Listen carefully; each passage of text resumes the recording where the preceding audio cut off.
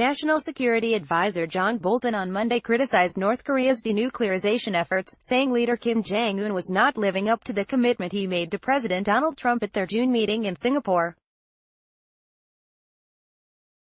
Bolton talks with Nick Schifrin about North Korea, as well as U.S. plans to reinstate sanctions on Iran. Transcript: Nick Schifrin, the snapback of economic sanctions on Iran today fulfills President Trump's promise 90 days ago, when he withdrew from the Iran nuclear deal. At the same time, the administration is trying to get North Korea to give up its nuclear weapons, and dealing with ongoing Russian aggression. At the center of all this, National Security Advisor Ambassador John Bolton. I spoke to him a short while ago. Ambassador, thank you very much. What is the goal of the sanctions that are snapping back today? John Bolton, U.S.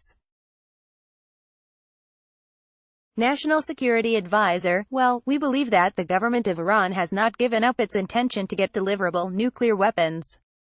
And so, by abrogating the Iran nuclear deal, which we felt was fundamentally flawed, this enables us to put sanctions back on and to recreate the pressure that we think will be necessary to get the regime to change its behavior. We have been in consultation with our ally about this. We're all of a mind we don't want Iran to get nuclear weapons.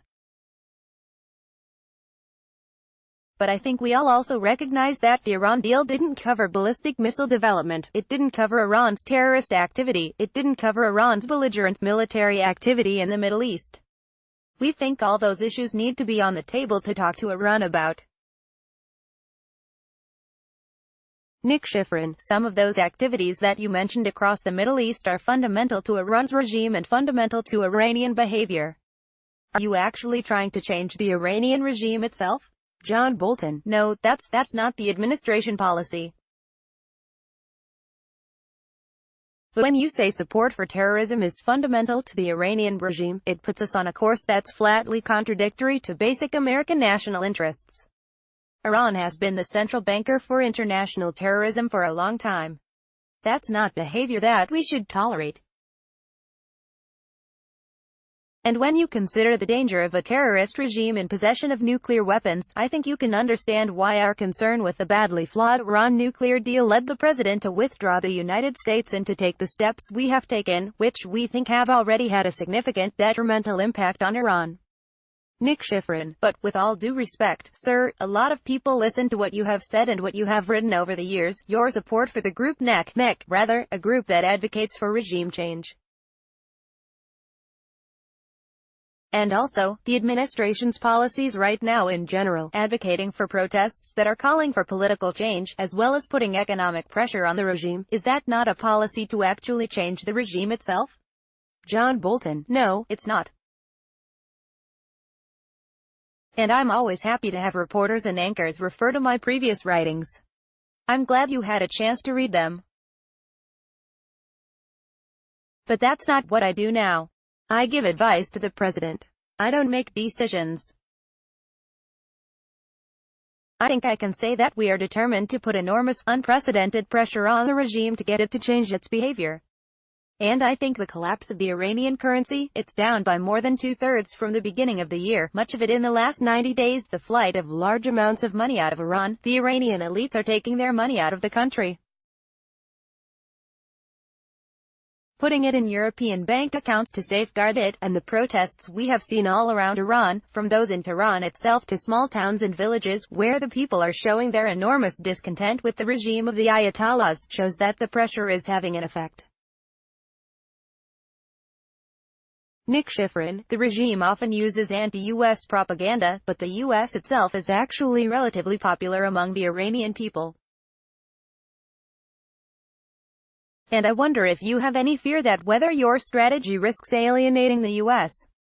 among the Iranian people, at the very time that you're calling for Iranian people to protest?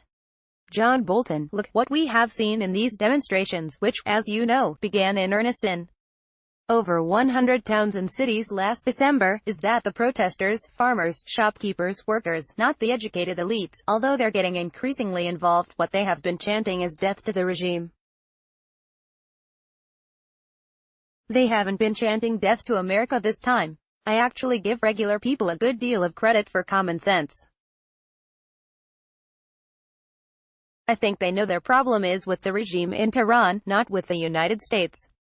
Nick Schifrin, Mr. Ambassador, I want to move to Russia. And I want to read you something that you wrote last summer. As you said, you have changed roles now, but I want to read it. You wrote last summer, quote, Trump got to experience Putin looking him in the eyes and lying to him, denying Russian interference in the election. It should be a fire bell in the night warning about the value Moscow places on honesty, whether regarding election interference, nuclear proliferation, arms control, or the Middle East. Negotiate with today's Russia at your peril. You also wrote Russian meddling in 2016 was a, quote, act of war. If that was an act of war, has the U.S. response been proportionate? John Bolton, well, as I say, I love hearing my words read back to me. What I can say today is that the president is deeply concerned about Russian election meddling. He has said so on numerous occasions. And that's why he ordered, after a briefing by key agencies on the National Security Council of the steps they were taking to prevent Russian and other foreign meddling in the 2018 election and the broader issue of influence operations against the United States, that's why he ordered the press briefing that we had. Nick Schifrin, well, with all due respect, sir, I think we saw that briefing, and we saw other security officials doing that briefing, but we also see the president himself and the rhetoric he chooses to use, especially standing next to Vladimir Putin and saying that he believes his denial on election meddling in 2016. John Bolton, well, now you will let me finish the answer I was giving. He heard all of what you heard in that briefing. He knew exactly what people were going to say, less detailed, because classified information was withheld. And he wanted the American people to hear what the government was doing to protect the integrity of our elections, so that they would continue to have confidence in our constitutional process. I think, really, one of the objectives of Russia and other adversaries is to erode confidence, to erode mutual trust among Americans. And I think hearing that we were working effectively to stop it was important. The president has said on multiple occasions that he believed that Russia had meddled and he was determined to stop it. And that's the position, that's the policy we're all pursuing.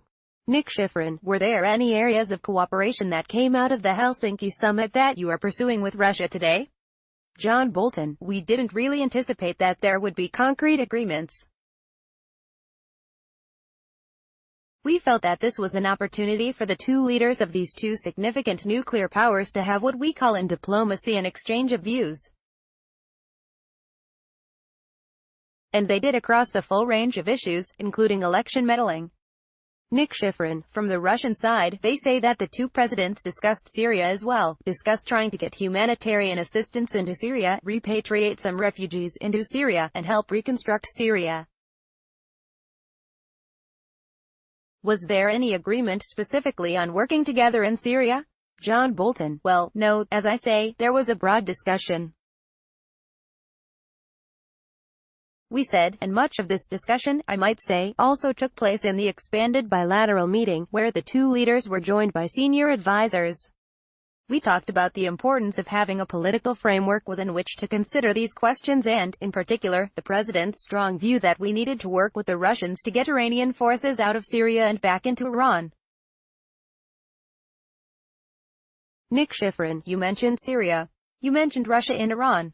Russia, of course, has intervened in Syria. Iran is well steeped inside Syria. Do you believe that Russia and Iran have actually guaranteed President Assad's victory? John Bolton, well, it's possible. On the other hand, President Putin told me in my preparatory meeting before the Helsinki summit, he told President Trump there that the Russians too would like to see Iran out of Syria, although they didn't think they could guarantee it on their own. I think it's unclear exactly what the relationship among the three is, the Assad regime, Russia and Iran. But the Trump administration inherited an expanded Russian presence in Syria from the Obama administration. And the growth of the Iranian threat took place substantially during that administration as well. President Trump's objective here is to get around out of Syria, get it out of Iraq and Lebanon, get it out of Yemen, get it back inside Iran. That's one of the reasons why any discussion with Iran about their nuclear weapons program has to take place in this broader context, or else we're ignoring a significant aspect of the Iranian threat. Nick Schifrin, I just want to ask, in the brief time I have left, a couple questions on North Korea. North Korea has frozen nuclear tests. As you know, they have blown up the entrance to their nuclear test facility. They have shut down an engine testing site. They have handed over remains of U.S. soldiers. And North Korea now says that the U.S. is backtracking from some of the commitments that the president made in Singapore. So, what steps has the U.S. taken to live up to the president's commitments in Singapore, to provide security guarantees, and to establish a new relationship with North Korea? John Bolton. Well, the president at Singapore suspended major exercises, joint exercises between the United States and South Korea. That's been done. But what was significant about Singapore was the North Korean commitment to denuclearize. And they have not taken effective steps to do that. Let's just take the decision to close the entrances, as you correctly say, to the Punggye nuclear test site. That was done before the agreement. There were no international observers present really to inspect what was done. There were some, you'll forgive me, representatives of the media who were kept at a distance and not shown anything, except the bright explosion. And I think that view in South Korea and elsewhere is that that test site is not necessarily disabled.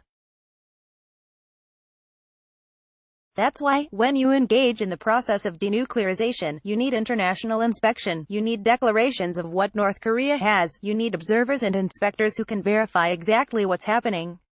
That needs to take place in a process of negotiation. We have asked again recently for Secretary of State Mike Pompeo to return to Pyongyang to meet again with Kim Jong-un on this subject. We're not looking for rhetoric here. We're looking for performance of North Korea's own commitment made to us, made to South Korea beforehand to denuclearize. Nick Schifrin, are you suggesting North Korea is not living up to that commitment? John Bolton, I'm suggesting President Trump has held the door open for them. They need to walk through it. Nick Schifrin, Ambassador John Bolton, National Security Advisor, thank you very much. John Bolton, thank you.